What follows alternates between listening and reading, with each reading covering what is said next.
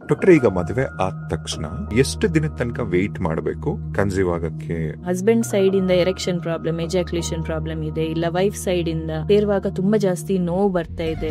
ಹೆಣ್ಮಕ್ಳ sexual health ಚೆನ್ನಾಗಿದೆ ಅಂದ್ರೆ ಅವರ ಬಾಡಿಲಿ ಏನೇನೆಲ್ಲ 21 35 ದಿನಗೊಮ್ಮೆ ಅವರಿಗೆ ಸೈಕಲ್ ತಿಂಗಳ ಬರ್ತಾ ಇದೆ ಅಂದ್ರೆ ಎಗ್ ರಿಲೀಸ್ ಅನ್ನೋದು, ಮೊಟ್ಟೆ ರಿಲೀಸ್ ಅನ್ನೋದು ಆಗ್ತಾ ಇದೆ ಅಂತ ಅರ್ಥ.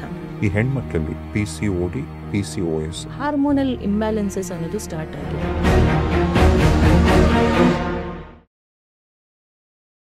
ಡಾಕ್ಟರ್, ಈಗ ಮದುವೆ ಆದ ತಕ್ಷಣ, ಈಗ ಒಂದು ಗಂಡು ಹೆಣ್ಣು ಮಿಲನ ಆದ ಅಂತ ಟೈಮಲ್ಲಿ ಮದುವೆ ಆದ್ಮೇಲೆ ಅವರು ನ್ಯಾಚುರಲಿ ಎಷ್ಟು ದಿನದ ತನಕ ವೆಯ್ಟ್ ಮಾಡಬೇಕು ಅಂದ್ರೆ ಕನ್ಸೀವ್ ಆಗಕ್ಕೆ ಅಂತ? ಈಗ ಮುಂಚೆ ಎಲ್ಲ ಮದುವೆ ಆದ್ರೆ ಇಮಿಡಿಯೇಟ್ಲಿ ಬೇಗನೆ ಮಕ್ಳು ಮಾಡ್ಕೊಂಡ್ಬಿಡೋರು.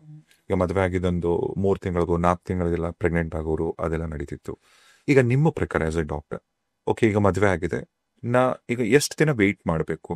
ಸೊ ಮದ್ವೆ ಆಗಿ ಎಷ್ಟು ದಿನ ವೇಟ್ ಮಾಡಬೇಕು ಅದಕ್ಕಿಂತ ಜಾಸ್ತಿ ಅವರು ಟ್ರೈ ಮಾಡ್ತಾ ಇದ್ದಾರೆ ಅಂದ ತಕ್ಷಣ ಏನು ಕಾಂಟ್ರಸೆಪ್ಷನ್ ಏನು ಯೂಸ್ ಮಾಡಬಾರ್ದು. ಅಂದ್ರೆ ಕಾಂಡಮ್ಸ್ ಇರ್ಲಿ, ವೈಫ್ ಸೈಡ್ ಇಂದ ಏನು ಟ್ಯಾಬ್ಲೆಟ್ಸ್, ಕಾಂಟ್ರಸೆಪ್ಟಿವ್ ಪಿಲ್ಸ್ ಇರ್ಲಿ, ಈ ತರ ಏನು ಯೂಸ್ ಮಾಡ್ತಾ ಇಲ್ಲ.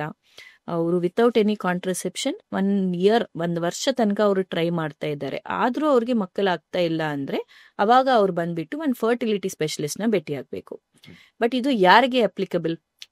ವೈಫ್ಗೆ ಕರೆಕ್ಟ್ ಆಗಿ ಪೀರಿಯಡ್ಸ್ ತಿಂಗಳು ಬರ್ತಾ ಇದೆ ಅಂದ್ರೆ ಅವರು ಇದು 1 ವರ್ಷ ವೇಟ್ ಮಾಡ್ಬೇಕು.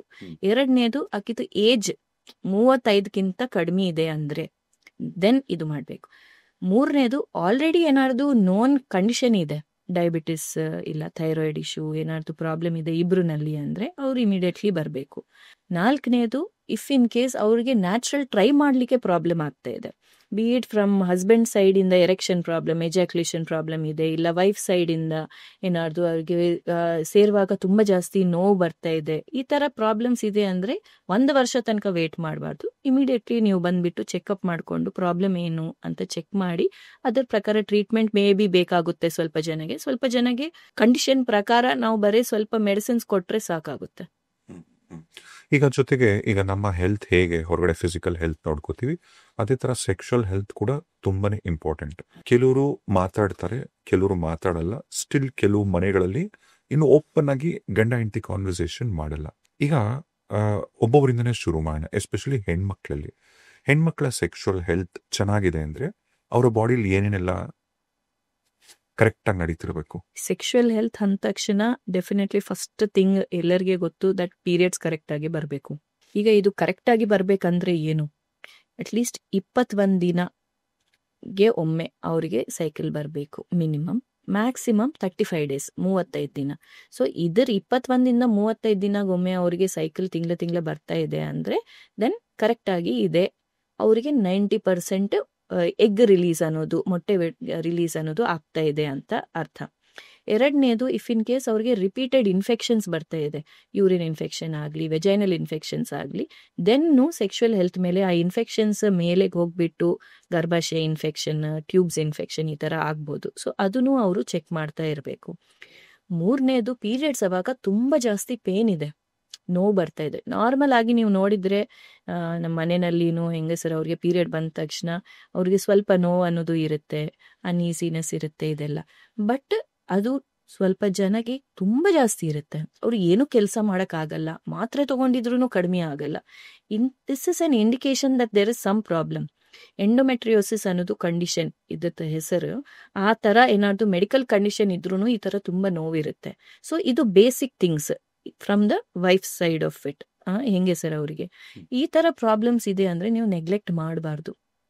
ಇದು ಇಮಿಡಿಯೇಟ್ಲಿ ನೀವು ನಿಮ್ ಗೈನಕಾಲಜಿಸ್ಟ್ ಹತ್ರ ಇದ್ದವರಿಗೆ ಇಲ್ಲ ಅಂದ್ರೆ ಫರ್ಟಿಲಿಟಿ ಡಾಕ್ಟರ್ನ ಭೇಟಿ ಆಗಿದ್ರೆ ಏನಾದ್ರು ಪ್ರಾಬ್ಲಮ್ಸ್ ಇದೆ ಅಂತ ಗೊತ್ತಾಗುತ್ತೆ. ಈಗ ನಮ್ಮ ದೇಶದಲ್ಲಿ ಅಂತ ಆಲ್ಮೋಸ್ಟ್ ಎಲ್ಲ ಕಡೆ ಈಗ ಈ ಹೆಣ್ಮಕ್ಳಲ್ಲಿ PCOD, PCOS ಈ ಸಮಸ್ಯೆಗಳು ಜಾಸ್ತಿ ಆಗ್ತದೆ.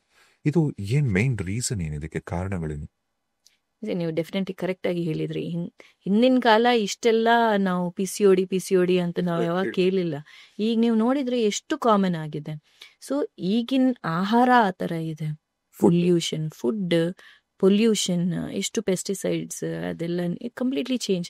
ಹಿಂದಿನ ಕಾಲ ನಾವು ತಿನ್ನುವ ಅನ್ನಗೆ ಈಗ ತಿನ್ನುವ ಅನ್ನನಲ್ಲಿ ಎಷ್ಟು ಡಿಫ್ರೆನ್ಸ್ ಇದೆ. ಸೊ ಡೆಫಿನೆಟ್ಲಿ ಅದೆಲ್ಲನೂ ಚೇಂಜ್ ಆಗಿದೆ. ಎರಡನೇದು ಹಿಂದಿನ ಕಾಲ ಅವರು ಎಷ್ಟ ಕೆಲಸ ಮಾಡ್ತಾ ಇದ್ರು, ಸನ್ಲೈಟ್ ಎಕ್ಸ್ಪೋಜರ್ ಎಷ್ಟಿತ್ತು. ಎಲ್ಲ ಕಡೆ ನಡೀತಿದ್ರು ಹೌದು. ವಾಕಿಂಗ್.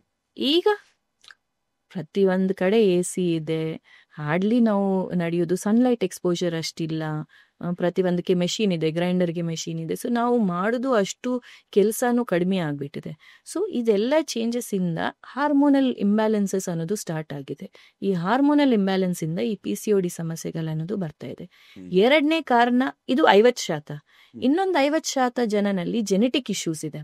ಸೊ ಆ ಜೆನೆಟಿಕ್ ಇಶ್ಯೂ ಇಂದ ಏನಾಗುತ್ತೆ, ಅದು ನೀವು ಎಷ್ಟು ಕರೆಕ್ಟ್ ಮಾಡಿದ್ರು, ಎಷ್ಟು ಜಿಮ್ಗೆ ಹೋಗಿ, ಎಷ್ಟು ನಿದ್ದೆ ಚೆನ್ನಾಗಿ ಮಾಡಿ, ಊಟ ಸರಿಯಾಗಿ ತಿಂದ್ರು PCOD ಅನ್ನೋದು ಕಂಟಿನ್ಯೂ ಆಗ್ತಾನೆ ಇರುತ್ತೆ. ಆ ಜೆನೆಟಿಕ್ ಇಶ್ಯೂ ಅಂದ್ರಲ್ಲ, ಅದು ಹೆರಿಡಿಟ್ರಿನಾ? ಹೆರಿಡೆಟ್ರಿ ಅಂದ್ರೆ ನಿಮ್ ಫ್ಯಾಮಿಲೀಸ್ ನಲ್ಲಿ ಇತ್ತು, ಅದು ಬರ್ತಾ ಇದೆ ಅಂತ. ಜೆನೆಟಿಕ್ ಅಂದ್ರೆ ನೀವು ನಿಮ್ ತಾಯಿ ಗರ್ಭಾಶಯನಲ್ಲಿ ಇದ್ದವಾಗ ಕಣ್ಣು ಮೂಗು ಎಲ್ಲ ಫಾರ್ಮ್ ಆಗ್ತಾ ಇರುತ್ತೆ. ಆ ಟೈಮ್ ನಲ್ಲಿ ಬ್ರೇನ್ ಓವರಿದು ಕನೆಕ್ಷನ್ ಫಾರ್ಮ್ ಆಗುತ್ತೆ. ಅವಾಗ ಏನಾದ್ರು ಮ್ಯೂಟೇಶನ್ ಅಂತ ಕರಿತೀವಿ. ಆ ಫಾರ್ಮೇಶನ್ ನಲ್ಲಿ ಏನಾದ್ರು ಪ್ರಾಬ್ಲಮ್ ಇದ್ರೂ ಜೆನೆಟಿಕ್ ಸಮಸ್ಯೆಗಳು ಬಂದ್ಬಿಟ್ಟು ಈ PCOD ಪ್ರಾಬ್ಲಮ್ ಬರ್ಬೋದು. ಅದನ್ನ ನಾವು ಏನು ಮಾಡಕ್ ಆಗಲ್ಲ, ನಾವು ಆ ಜೀನ್ಸ್ ತೆಗೆದುಬಿಟ್ಟು ಬಿಸಾಕ್ಲಿಕ್ಕೆ ಆಗಲ್ಲ. So we can only try to manage it. ಅಂದ್ರೆ ಇದು ಸಿಂಪ್ಟಮ್ಸ್ ಎಲ್ಲ ಸರಿಯಾಗಿ ಇರಬೇಕು, ಕರೆಕ್ಟ್ ಆಗಿ ಪೀರಿಯಡ್ಸ್ ಬರಬೇಕು, ಅಂಡ್ ಕಾಂಪ್ಲಿಕೇಶನ್ಸ್ ಆಗಬಾರ್ದು. ಸೊ ಈ ತರ ಜೆನೆಟಿಕ್ ಕಾಸ್ ಇದೆ ಅಂದ್ರೆ ಅವ್ರಿಗೆ ಶುಗರ್, ಡಯಾಬಿಟಿಸ್ ಬರೋದು, ಕಾರ್ಡಿಯಾಕ್ ಹಾರ್ಟ್ ಡಿಸೀಸಸ್ ಬರೋದು, ಇದೆಲ್ಲ ಪ್ರಾಬ್ಲಮ್ಸ್ ಅವರಿಗೆ ರಿಸ್ಕ್ ಇರುತ್ತೆ ಜಾಸ್ತಿ. ಸೊ ಇದೆಲ್ಲ ಬರಬಾರ್ದು ಅಂದ್ರೂ ನೀವು ಲೈಫ್ ಸ್ಟೈಲ್ ಚೇಂಜಸ್ ಎಲ್ಲ ಮಾಡಿಬಿಟ್ಟು ಅದನ್ನ ಮ್ಯಾನೇಜ್ ಮಾಡಿ ಕಂಟ್ರೋಲ್ ನಲ್ಲಿ ಇರ್ಬೇಕಾಗುತ್ತೆ. ಈಗ ತುಂಬಾ ಜನ ಹೆಣ್ಮಕ್ಳಂತಲ್ಲ, ಎಲ್ಲರೂ ಹುಡುಗನಾಗ್ಲಿ ಹುಡುಗಿನಾಗ್ಲಿ ಇತ್ತೀಚೆಗೆ ಈ ವೇಟ್ ಗೇನ್ ಇಶ್ಯೂಸ್ ತುಂಬಾ ಜಾಸ್ತಿ ಆಗ್ತದೆ. ಬೇಗ ದಪ್ಪ ಆಗ್ಬಿಡ್ತಾರೆ ಹೆಣ್ಮಕ್ಳೆಲ್ಲ. ಕೆಲವು ಹೆಣ್ಮಕ್ಳು ಮೆಚೂರ್ ಆಗ್ತಿದ್ದಂಗೆ ಕೆಲವ್ರು ದಪ್ಪ ಆಗ್ತಾರೆ. ಕೆಲವರು ಮದುವೆ ಆದ್ಮೇಲೆ ಅಥವಾ ಮಕ್ಕಳು ಮಾಡ್ಕೊಳ್ಳೋ ಟೈಮಲ್ಲಿ, ಈ ಪ್ರೋಸೆಸ್ ಅಲ್ಲಿ ಈ ವೇಟ್ ಅನ್ನೋದಿರತ್ತಲ್ಲ, ಇದು ಒಂದ್ ಹೆಣ್ಮಗಳು ಕ್ಯಾರಿ ಆಗಕ್ಕೆ ಎಷ್ಟು ಸಮಸ್ಯೆ ಕ್ರಿಯೇಟ್ ಮಾಡುತ್ತೆ ಕನ್ಸೀವ್ ಆಗಕ್ಕೆ? ವೇಟ್ ಅಂದ್ರೆ ನಮಗೆ ಒಂದು ಇಷ್ಟು ರೇಂಜ್ ಅಂತ ಇರುತ್ತೆ. BMI ನಿಮ್ ಹೈಟ್ ಪ್ರಕಾರ ಇಷ್ಟು ವೇಟ್ ಇರಬೇಕು, ಇಷ್ಟು ಏಜ್ಗೆ ಅಂತ. ತುಂಬಾ ಜಾಸ್ತಿ ವೇಟ್ ಇದ್ರೂನು ಪ್ರಾಬ್ಲಮ್, ತುಂಬಾ ಕಡಿಮೆ ಮಾಲ್ನರಿಸ್ಟ್ ಇದ್ರೂನು ಪ್ರಾಬ್ಲಮ್ ಆಗುತ್ತೆ ಟು ಕನ್ಸೀವ್, ಪ್ರೆಗ್ನೆಂಟ್ ಆಗ್ಲಿಕ್ಕೆ. ಸೊ ಅದು ಕರೆಕ್ಟ್ ವೇಟ್ ನಲ್ಲಿ, ರೇಂಜ್ ನಲ್ಲಿ ಇರುವುದು ತುಂಬಾ ಇಂಪಾರ್ಟೆಂಟ್. ಯಾಕಂದ್ರೆ ಇದು ತುಂಬಾ ಕಡಿಮೆ ವೇಟ್ ಇರೋದು ಇಲ್ಲ ತುಂಬಾ ಜಾಸ್ತಿ ವೇಟ್ ಇದ್ರೂನು ಹಾರ್ಮೋನ್ಸ್ ಮೇಲೆ ಅದು ಎಫೆಕ್ಟ್ ತುಂಬಾ ಜಾಸ್ತಿ ಆಗುತ್ತೆ. ಸೊ ಅದರಿಂದ ನಿಮ್ಗೂ ಎಗ್ ರಿಲೀಸ್ ಆಗೋದು ಯಾವ್ದ್ಯಾವ್ದು ಆಗ್ಬೇಕು ಪ್ರತಿ ತಿಂಗಳ, ಆ ಎಗ್ ರಿಲೀಸ್ ಅನ್ನೋದು ಆಗಲ್ಲ ಆ ಹಾರ್ಮೋನಲ್ ಇಂಬ್ಯಾಲೆನ್ಸ್ ಇಂದ. ಸೊ ಪ್ರೆಗ್ನೆನ್ಸ್ ಆಗ್ಲಿಕ್ಕೆ, ಕನ್ಸೀವ್ ಆಗ್ಲಿಕ್ಕೆ ತುಂಬಾ ಪ್ರಾಬ್ಲಮ್ ಆಗ್ಬೋದು. ಈಗ ಹೆಣ್ಮಕ್ಳಲ್ಲಿ what is the right age? ಯಾವ ಏಜ್ ಒಳಗಡೆ ಅಂದ್ರೆ ಕರೆಕ್ಟ್ ಆಗಿ ಒಂದು ಒಳ್ಳೆ ಹೆಲ್ದಿ ಎಗ್ ಸಿಗತ್ತೆ? ನಿಮ್ ಪ್ರಕಾರ ಯಾವ ಏಜ್ ಅಲ್ಲಿ ಆಗ್ಬೋದು ಕನ್ಸೀವ್ ಆಗ್ಬೇಕು, ಅಥವಾ ಈ ಏಜ್ ಒಳಗಡೆ ಅನ್ನೋದ? ಆಕ್ಚುಲ್ ಆಗಿ ಹೇಳ್ಬೇಕಂದ್ರೆ ನೀವು ಮೆಂಟಲಿ ಫಿಸಿಕಲಿ ಯಾವಾಗ ರೆಡಿ ಇದ್ದೀರೋ ಅವಾಗ ಅಂತ ಹೇಳ್ಬೇಕು. But scientifically as a doctor ನಾನು ಹೇಳ್ಬೇಕಂದ್ರೆ, ಬಯಾಲಜಿ ಪ್ರಕಾರ ನೀವು 20s ನಲ್ಲಿ ಇದ್ದವಾಗ ತುಂಬಾ ಹೆಲ್ದಿಯಾಗಿ ಇರುತ್ತೆ eggs. So late 20s or early 30s also ನಾವು ಟು ಅ ಸರ್ಟನ್ ಎಕ್ಸ್ಟೆಂಟ್ ಅಂತ ಹೇಳ್ಬೋದು. But best time period to get pregnant is 20s ನಲ್ಲಿ. ಅವಾಗ ಹೆಲ್ದಿಯಾಗಿ ಇರುತ್ತೆ ಯಂಗ್ ವುಮೆನ್ಗೆ. ಬಿಕಾಸ್ ಏನಾಗುತ್ತೆ, ಹೆಂಗಸರ ಅವರಿಗೆ ನಾವು ಹುಟ್ಟುವಾಗ ಇಷ್ಟು ಎಗ್ಸ್ ಅಂತ ಒಂದು ಫಿಕ್ಸ್ಡ್ ಅಮೌಂಟ್ ಇರುತ್ತೆ. ಹೇಗೆ ಅವ್ರದ್ದು ಏಜ್ ಹೆಚ್ಚಾಗ್ತಾ ಇರುತ್ತೆ, ಹಾಗಾಗಿ ಅವ್ರದ್ದು ಎಗ್ಸ್ ಕ್ವಾಂಟಿಟಿ ಅಂಡ್ ಕ್ವಾಲಿಟಿ ಎರಡು ಕಡಿಮೆ ಆಗುತ್ತೆ. ಸೊ ಸಂಖ್ಯೆನೂ ಕಡಿಮೆ ಆಗುತ್ತೆ, ಅದು ಹೇಗೆ ಕಡಿಮೆ ಆಗುತ್ತೋ ಕ್ವಾಲಿಟಿನೂ ಕಡಿಮೆ ಆಗ್ತಾ ಹೋಗುತ್ತೆ. ಅದಕ್ಕೆ ಈಗ ನಿಮ್ಗೆ ಏನು ಗೊತ್ತಿಲ್ಲ, 20 ವರ್ಷ ಹುಡುಗಿಗೆ ಈಗ ಮದ್ವೆ ಆಗಿದೆ, ಮಕ್ಕಳು ಆಗ್ತಾರ ಅಂದ್ರೆ ನೀವು ಹೇಳ್ತೀರಿ, ಯಾಕಾಗಲ್ಲ ಅಮ್ಮ ನಿನ್ಗೆ ಆಗುತ್ತೆ, ನಿನ್ನ ಏಜ್ ಎಷ್ಟು 20, ಕರೆಕ್ಟ್ 30-35ಗೆ. ಈಗಿನ ಕಾಲದಲ್ಲಿ ಎಲ್ಲರದು 30-35ಗೆನೆ ಆಗ್ತಾ ಇದೆ, ಪರವಾಗಿಲ್ಲ ಆಗುತ್ತೆ ಅಂತ. 40-45ಗೆ ಒಂದ್ಸಲ ನೀವು ಡಾಕ್ಟರ್ನ ಭೇಟಿಯಾಗ್ರಿ ಅಂತ ಹೇಳ್ತೀರಿ. 50-60ಗೆ ಇಲ್ಲಮ್ಮ ಆಗಲ್ಲ, ನನ್ನ ಪ್ರಕಾರ ಇಷ್ಟು ಏಜ್ ಆಗಿದೆ ಅಲ್ವಾ, ಆಗಿದ್ರೂ ಬೇಬಿನಲ್ಲಿ ಪ್ರಾಬ್ಲಮ್ ಆಗ್ಬೋದು, ಜೆನೆಟಿಕ್ ಪ್ರಾಬ್ಲಮ್ ಆ ಥರ ಎಲ್ಲ ಇಶ್ಯೂಸ್ ಇರ್ಬೋದು, ನಿಮ್ಮ ಹೆಲ್ತ್ಗೂ ಪ್ರಾಬ್ಲಮ್ ಆಗ್ಬೋದು ಈ ಏಜ್ನಲ್ಲಿ ಪ್ರೆಗ್ನೆಂಟ್ ಆಗಿದ್ರೆ ಅಂತ ಹೇಳ್ತೀವಿ. ಈ ಥರ ಏಜ್ ಹೆಚ್ಚಾಕೊಂತ ಹೋಗಿದ್ರೇನೆ ಅದು ಕಡಿಮೆ ಆಗ್ತಾ ಇರುತ್ತೆ. ಸೊ ದಟ್ ಈಸ್ ಆಲ್ಸೋ ತುಂಬಾ ಇಂಪಾರ್ಟೆಂಟ್. ಸೊ ಏಜ್ದು ನಾವು ನೋಡ್ತಾ ಇರಬೇಕು. ಮತ್ತೆ ಈಗ ಗಂಡಸರಲ್ಲಿ ಮೇನ್ ಇಶ್ಯೂ ಅಂತ ಇರೋದು ಈ ಸ್ಪರ್ಮ್ ಕೌಂಟ್. ಸೊ ಈಗ ಒಂದು ಹುಡುಗನಲ್ಲಿ ಮದುವೆಗೆ ರೆಡಿ ಇದ್ದಾನೆ ಅಥವಾ ಮದುವೆ ಆಗಿದೆ ಅಂತ ಇಟ್ಕೊಳ್ಳು, ಅವರಲ್ಲಿ ಐಡಿಯಲ್ ಸ್ಪರ್ಮ್ ಕೌಂಟ್ ಕರೆಕ್ಟ್ ಆಗಿ ಇದೆಯಾ ಇಲ್ವಾ ಅಂತ ಹೇಗೆ ಚೆಕ್ ಮಾಡ್ಕೊಬಹುದು? ಮೇಲ್ ಫರ್ಟಿಲಿಟಿ ಅಂದ ತಕ್ಷಣ ಅವ್ರಿಗೆ ಏನೋ ಸಿಂಪ್ಟಮ್ಸ್, ಈಗ ಫೀಮೇಲ್ಸ್ಗೆ ನಾವು ಹೇಳಿದ ಥರ ಬ್ಲೀಡಿಂಗ್ ಇಶ್ಯೂಸ್, ಪೀರಿಯಡ್ ಸೈಕಲ್ಸ್ ಅದು ಇದು ಅಂತ ಇರುತ್ತೆ. ಮೇಲ್ಸ್ಗೆ ಹೇಗೆ ಗೊತ್ತಾಗೋದು? ಅವ್ರಿಗೆ ಏನು ಪ್ರಾಬ್ಲಮ್ ಇಲ್ಲ ಅಂದ್ರೆ ನೀವು ಬರೀ ಫರ್ಟಿಲಿಟಿದು ನಾನು ಚೆಕ್ ಮಾಡಿಸ್ಕೋಬೇಕು ಅಂದ್ರೆ ಸೀಮೆನ್ ಅನಾಲಿಸಿಸ್ ಅಂತ ಕಣ ಪರೀಕ್ಷೆ ಅಂತ ಇರುತ್ತೆ. ಅದು ನೀವು ಫರ್ಟಿಲಿಟಿ ಸೆಂಟರ್ಗೆ ಹೋಗ್ಬಿಟ್ಟು ಯಾವಾಗಾದ್ರೂ ಒಂದ್ಸಲ ಒಳ್ಳೆ ಫರ್ಟಿಲಿಟಿ ಸೆಂಟರ್ನಲ್ಲಿ 3 to 5 days ಗ್ಯಾಪ್ ಇಂದ ಆಬ್ಸ್ಟೆನ್ಸ್ ಇಂದ ನೀವು ಹೋಗಿ ಅದು ಚೆಕ್ ಮಾಡಿಸ್ಕೊಳ್ಳಿ. ಅವಾಗ ಅವರು ರಿಪೋರ್ಟ್ ಕೊಡ್ತಾರೆ. ಇಷ್ಟು per ml ನಲ್ಲಿ 16 million 16 million sperms per ml ಇರಬೇಕು. ಅದರಲ್ಲಿ 30% ಚಲನೆ ಶಕ್ತಿ ಚೆನ್ನಾಗಿರ್ಬೇಕು. ಈಗ ಮೂವೀಸ್ ನಲ್ಲಿ ತೋರಿಸ್ತಾರೆ ಸ್ಪರ್ಮ್ ಸ್ವಿಮ್ ಮಾಡ್ಕೊಂಡ ಹೋಗುತ್ತೆ ಅಂತ. ಆ ತರ ಮುಂದಕ್ಕೆ ಹೋಗೋದು ಚಲನೆ ಶಕ್ತಿ 30% ಇರ್ಬೇಕು ಮಿನಿಮಮ್.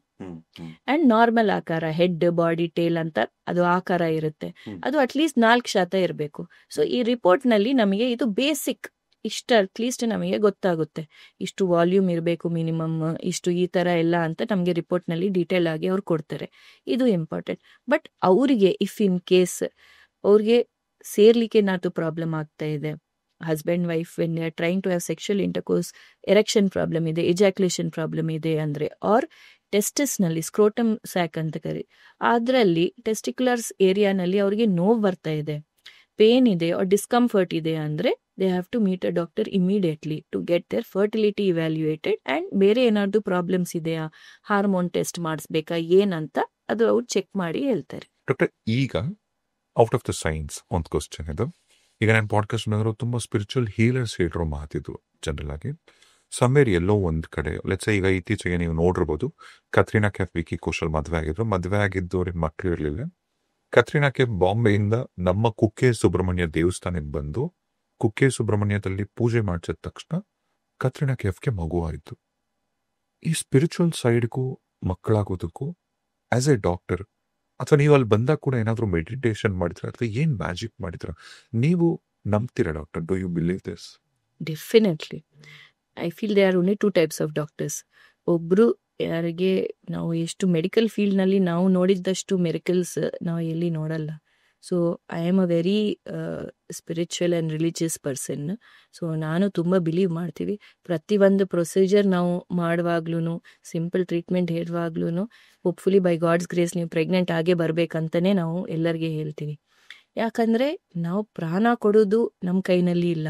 ನಾವು ಎಷ್ಟು ಟ್ರೀಟ್ಮೆಂಟ್ ಮಾಡಿದ್ರೂ at last life has to be given by ಒಂದು ಸುಪ್ರೀಂ ಪವರ್. ನೀವು ಅದು ಏನು ಹೆಸರು ಇಟ್ಟಿದ್ರು, ಅಲ್ಲಾ ಅಂದ್ರೂ, ಜೀಸಸ್ ಅಂದ್ರೂ, ಕೃಷ್ಣ ಅಂದ್ರೂ, ಏನು ಹೆಸರು ಇಟ್ಟಿದ್ರು ಅದು ದೇವರೇ ಕೊಡಬೇಕು. ಸೊ ಬಟ್ ಈ ರಿಲಿಜಿಯಸ್ ಪ್ರಾಕ್ಟಿಸಸ್ ಇಂದನೇ ಆಗಿದೆ ಅಂತ ಹೇಳಕ್ಕೆ ಆಗಲ್ಲ. At the same time because ನಮಗೆ ಗೊತ್ತಿದ್ದು ಒಂದೇ ಸೈಡ್, ಬೇರೆ ಸೈಡಿಂದ ಅವ್ರು ಇನ್ನೇನೇನು ಮಾಡ್ತಾ ಇದ್ದಾರೆ, ಏನಾದರೂ ಟ್ರೀಟ್ಮೆಂಟ್ ತಗೊಂಡಿಲ್ಲನ, ಬರೀ ಇದು ಒಂದೇ ಮಾಡಿದ್ರೆ ಅದೆಲ್ಲ ನಮ್ಗೇನು ಗೊತ್ತಿಲ್ಲ. So it is not correct to tell ಇದರಿಂದನೇ ಆಗಿದೆ ಅದರಿಂದನೇ ಆಗಿದೆ ಅಂತ. ಬಟ್ ಓವರ್ ಆಲ್ ದೇವ್ರೇನ ನಂಬ್ತೀರಾ ಡಾಕ್ಟರ್, ಆದ್ರೆ ಏನಾದ್ರು ಇದೆ ಅಂದ್ರೆ I believe that yes there is God definitely there. And ಏನ್ ಮಾಡಿದ್ರು ಅದು ಆಗ್ಬೇಕಂದ್ರೆ ಅದು ಆಗುತ್ತೆ. ಹೆಲ್ದಿಯಾಗಿ ಮಗು ಆಗ್ಬೇಕಂದ್ರೆ ಅದು ಆಗುತ್ತೆ ಚೆನ್ನಾಗಿ. ಈಗ ಈಗಿನ ಕಾಲನಲ್ಲಿ ನೀವು ಯಾರಿಗೂ ಮಗು ಆಗಲ್ಲ, ನಿಮಗೆ ನೀವು ತಂದೆ ತಾಯಿ ಆಗಲ್ಲ ಅಂತ ಹೇಳಕ್ ಬರಲ್ಲ. ಎಷ್ಟು ಅಡ್ವಾನ್ಸ್ ಟ್ರೀಟ್ಮೆಂಟ್ಗಳನ್ನೂ ಇದೆ. ಅವ್ರಿಗೆ ಎಗ್ಸೇ ಇಲ್ಲ ಅಂದ್ರೆ ನಾವು ಡೋನರ್ ಎಗ್ ಇಂದ ನಾವು ಮಾಡ್ಬೋದು. ಸ್ಪರ್ಮ್ಸೇ ಇಲ್ಲ ಅಂದ್ರೆ ನಾವು ಬೀಜದಿಂದ ತೆಗೆದು ಸ್ಪರ್ಮ್ಸ್ ಇಂದ ಮಾಡ್ಬೋದು, ಇಲ್ಲ ಅಂದ್ರೆ ಡೋನರ್ ಸ್ಪರ್ಮ್ ಆಪ್ಷನ್ ಇದೆ. ಜೆನೆಟಿಕ್ ಪ್ರಾಬ್ಲಮ್ ಅವ್ರ ಫ್ಯಾಮಿಲಿನಲ್ಲಿ ಎಲ್ಲ ಇದು ಸಿವಿಯರ್ ಜೆನೆಟಿಕ್ ಇಶ್ಯೂ ನಡೀತಾ ಇದೆ ಅಂದ್ರೆ ಅದು ಆಗು ಮಗುನಲ್ಲಿ ಎಂಬ್ರಿಯೋ ಮೇಲೆ ಡಿಟೆಕ್ಟ್ ಮಾಡಿ ಅದನ್ನ ಅವಾಯ್ಡ್ ಮಾಡಕ್ನು ಮಾಡ್ಬೋದು. ಗರ್ಭನೇ ಇಲ್ಲ ಅಂದ್ರೂ ಸರೋಗೆಸಿ ಆಪ್ಷನ್ ಅನ್ನೋದು ಇದೆ. ಸೊ ಅವರು ತಂದೆ ತಾಯಿ ಅನ್ನೋದು ಆಗ್ತಾರೆ. ಇಟ್ಸ್ ಜಸ್ಟ್ ದಟ್ ನಾವು ಎಷ್ಟು ಬೇಗ ಏನು ಕರೆಕ್ಟ್ ಟ್ರೀಟ್ಮೆಂಟ್ ಕೊಟ್ರೆ ಅವ್ರಿಗೆ ಎಷ್ಟು ಹೆಲ್ದಿ ಆಗಿ ಮಗು ಆಗುತ್ತೆ ಅಂತ ಅದನ್ನ ನಾವು ನೋಡ್ತಾ ಇದೀವಿ ಅಷ್ಟೇ. We are not becoming gods. And ಇದರಲ್ಲಿ ಏನು ಆರ್ಟಿಫಿಷಿಯಲ್ ಏನೂ ಇಲ್ಲ. ನಾವು ಹೇಳಿದ ತರ ಪ್ರಾಣ ಕೊಡೋದು ಗಾಡ್ ದೇವರೇ ಕೊಡ್ತಾರೆ ಅಲ್ವಾ. ಸೊ ಏನು ಆರ್ಟಿಫಿಷಿಯಲ್ ಇದೆ ಅದರಲ್ಲಿ? ನಿಮ್ದೇ ಮೊಟ್ಟೆ ನಿಮ್ದೇ ಕಣ ನಾವು ಹಾಕಿ ಏನೋ ಪ್ರಾಬ್ಲಮ್ ಇದೆ ಅದಕ್ಕೆ ಅದು ಆಗ್ತಾ ಇಲ್ಲ, ಅದು ಕಾಸ್ನ ನಾವು ಚೆಕ್ ಮಾಡಿ ಹೆಲ್ದಿಯಾಗಿ ಹಾಕ್ತಾ ಇದೀವಿ. ಸೊ ಪ್ರೆಗ್ನೆನ್ಸಿ ಟೈಮ್ನ ನಾವು ಕಟ್ ಶಾರ್ಟ್ ಮಾಡಿ ಇದೆಲ್ಲ ಪ್ರಾಬ್ಲಮ್ಸ್ ಏನು, ಈಗ ಅಪೆಂಡಿಕ್ಸ್ ಪ್ರಾಬ್ಲಮ್ ಇದ್ರೆ ಆ ಪ್ರಾಬ್ಲಮ್ನ ನಾವು ಟ್ರೀಟ್ಮೆಂಟ್ ಕೊಡ್ತೀವಿ. ಇದನ್ನು ಹಾಗೆ, ಈಗ ಟ್ಯೂಬ್ ಬ್ಲಾಕ್ ಇದೆ ಅಂದ್ರೆ ಅದನ್ನ ನಾವು ಓಪನ್ ಮಾಡ್ಬೋದಾ, ಇಲ್ಲ ಮಾಡಕ್ ಆಗಲ್ಲ ಅಂದ್ರೆ okay we will take out the eggs, ಮೊಟ್ಟೆ ತೆಗೆದು ಕಣ ಹಾಕಿ ಭ್ರೂಣನ ಡೈರೆಕ್ಟ್ ಗರ್ಭಾಶಯದಲ್ಲಿ ಹಾಕ್ತಾ ಇದೀವಿ. ಈ ತರ ಏನು ಪ್ರಾಬ್ಲಮ್ ಏನು ಸಮಸ್ಯೆ ಇದೆ ಅದ್ರ ಪ್ರಕಾರ ನಾವು ಟ್ರೀಟ್ಮೆಂಟ್ ಕೊಡ್ತಾ ಇದೀವಿ.